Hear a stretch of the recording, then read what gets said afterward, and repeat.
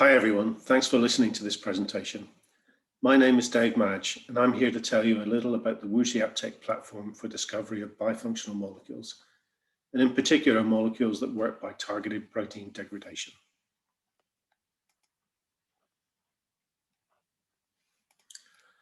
After a little background information, I'll go on to talk about how we support drug discovery in this space, and finally say a few words about the next steps in the development of our toolbox.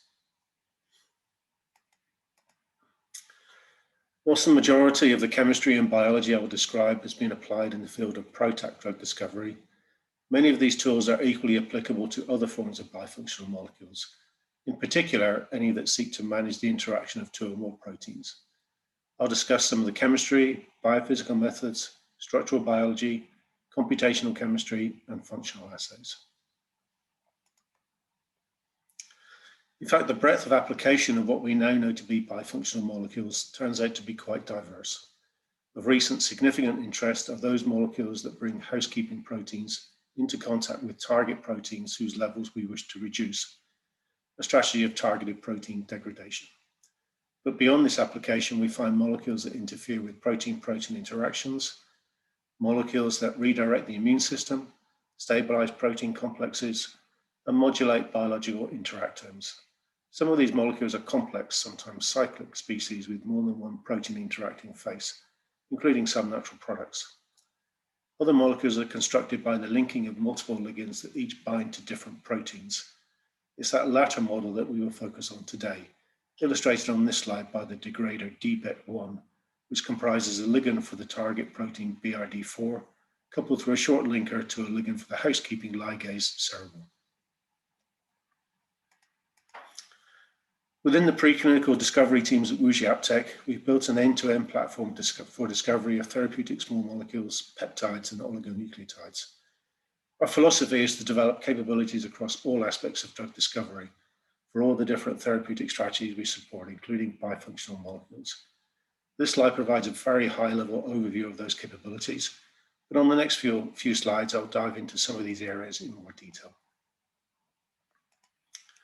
Specifically, I'd like to spend a little time discussing ligand identification and optimization, ADME, biophysics, structural biology, and functional assays, both in vitro and in vivo. Let's start by talking about how we might go about finding ligands for the proteins we might want to interact with. For example, members of the E3 ligase family, or for the target proteins we wish to bind to simultaneously.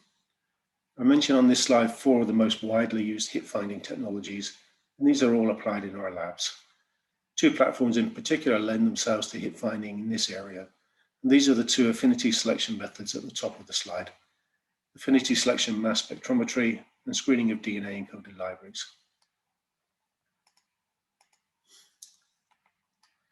These 2 techniques are agnostic of binding site on the target protein and also identify ligands that do not necessarily have any functional effect. Since a functional effect on the target protein is not a requirement for targeted protein degradation strategies, this approach allows us to scan more of the protein surface for suitable interaction sites. This is especially powerful if coupled to access to large, diverse screening collections, allowing high coverage of chemical space.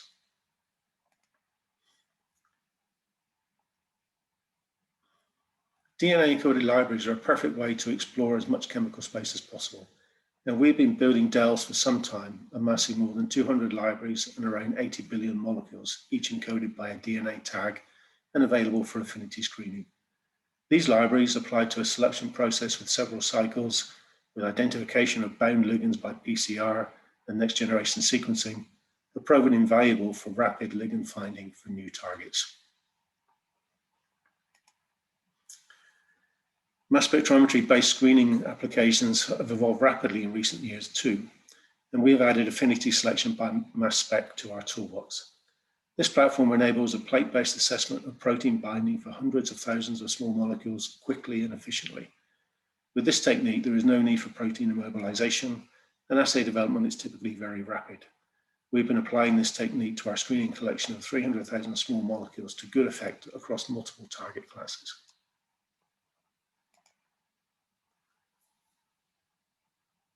With ligands for the protein of interest and the housekeeping protein in hand, The next task is to build these into molecules that allow for simultaneous binding of both moieties to their cognate receptors. We've been working in this space for 5 years now and have a chemistry team of over 600 supporting more than 50 clients developing bifunctional molecules. This team works closely with our purification and analysis platform, itself typically responsible for processing more than 500,000 molecules each year, as well as with our ADME, biophysics and biology teams, whose work I'll discuss in a few slides' time.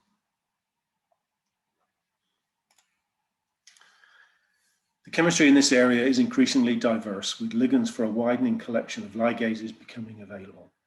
Inventive linking chemistries play a role in determining physical chemical properties, metabolism and permeability of bifunctional molecules. As part of this chemistry effort, we have a growing collection of preformed linker plus ligase ligand chemistries available for rapid development of proof of concept degrader molecules. Large-scale synthesis of PROTAC molecules is also supported in our labs, including multi-kilo scale synthesis. Such complex molecules do present specific challenges for purification and analysis. Solubility is often poor, providing headaches for HPLC analysis and purification. Stability may also be a problem, especially in the presence of regular HPLC modifiers, and multi-step purification strategies are often required.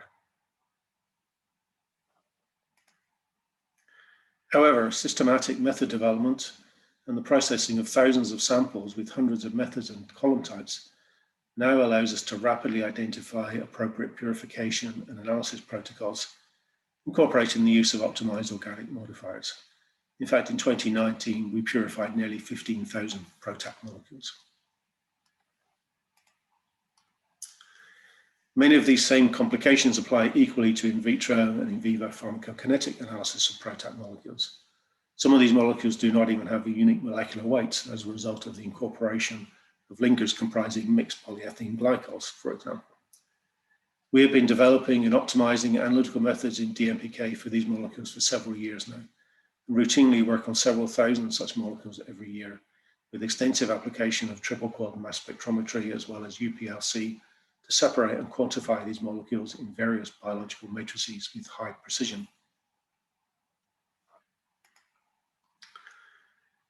In order to demonstrate desirable protein interactions, we have built capabilities to support production of high-quality recombinant proteins and platforms to characterize protein-ligand interactions and complex formation. We make extensive use of biophysical methods such as surface plasmon resonance and MST, as well as employing protein crystallography to precisely visualize interactions and thereby provide information for further optimization by rational design.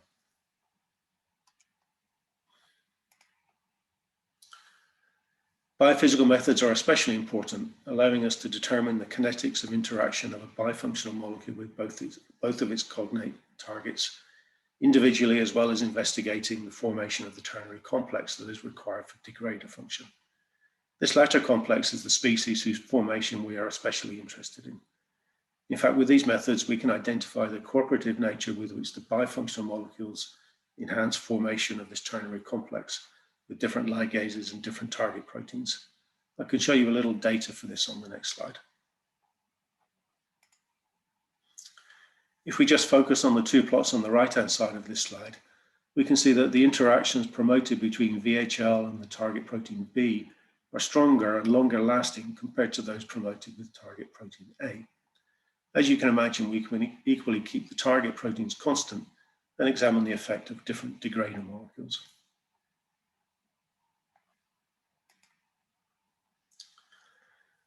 Furthermore, as previously mentioned, we can quantify the degree to which the affinity of the degrader molecule in the binary complex increases when we move to the ternary complex.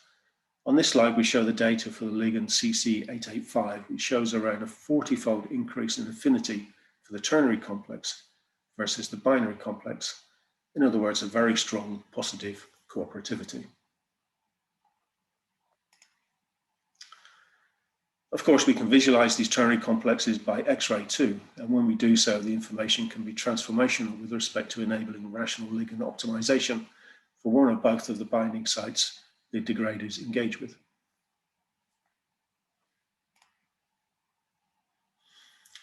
These structural insights can be used in other ways, and recent examples suggest that using this information to design rigid, cyclic analogues of the degrader ligand can lead to molecules with similar functional activity, but perhaps enhanced stability, permeability, or penetration deep into dense tissue beds such as tumors.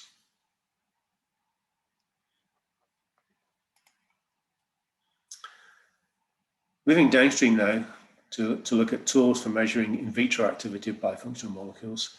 On the next few slides, I'll describe some assay platforms for investigating interactions with the protein of interest, with the target ligase, and with the ternary complex, as well as looking at effects on ubiquitination of the target protein, and finally quantifying the desired functional outcome of target degradation.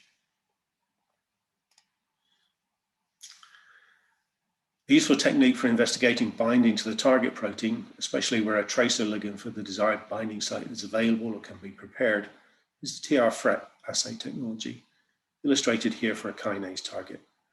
This can be invaluable for the rapid selection amongst a pool of candidate warhead ligands for the protein of interest.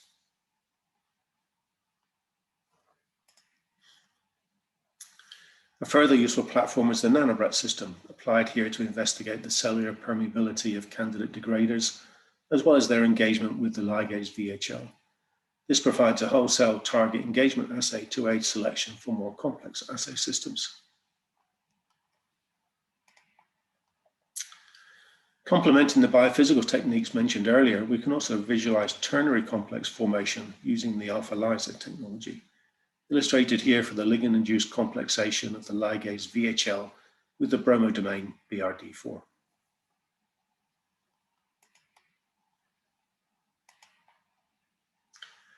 Furthermore, to demonstrate in-cell target degradation, we have implemented a variation on the HIBIT platform, which allows for a dual endpoint analysis of both the ultimate degree of protein degradation, as well as the kinetics of that degradation. This is enabled through antibiotic control of the LGB status of different groups of cells, allowing us to examine both endpoints in the same cell line.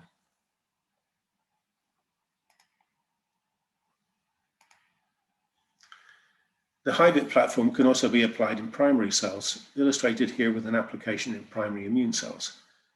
In this example, we are looking at the degradation of STAT3 in CD3 positive cells. This sort of assay setup also allows us to visualize further functional endpoints, and I'll show some of that data on the next slide.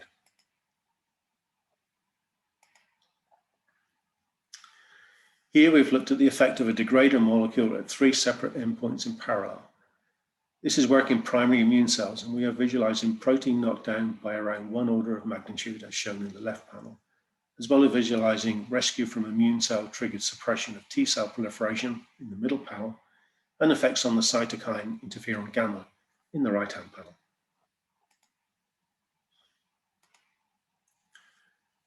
Of course, many of the initial investigations of the application of degrader molecules have been applied in the oncology therapeutic area, so it's important to be able to demonstrate in vivo effects on tumors as a marker of efficacy.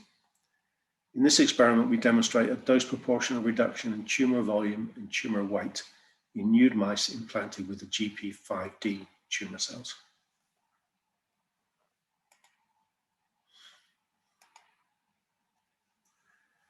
Looking to the future, it's clear that we will extend the collection of E3 ligases that PROTAC molecules target as a means of achieving gains in tissue localization of protein degradation, as well as enhanced selectivity for the target protein. We're actively working to further populate this space with additional proteins and additional ligands.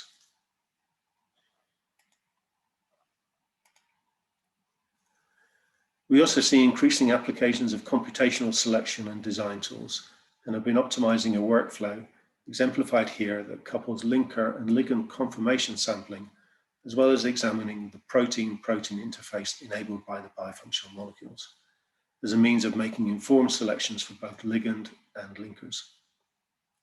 I'm sure we'll see many further developments like these, as well as many more molecules entering clinical development and confirming the usefulness and extending the application of this strategy.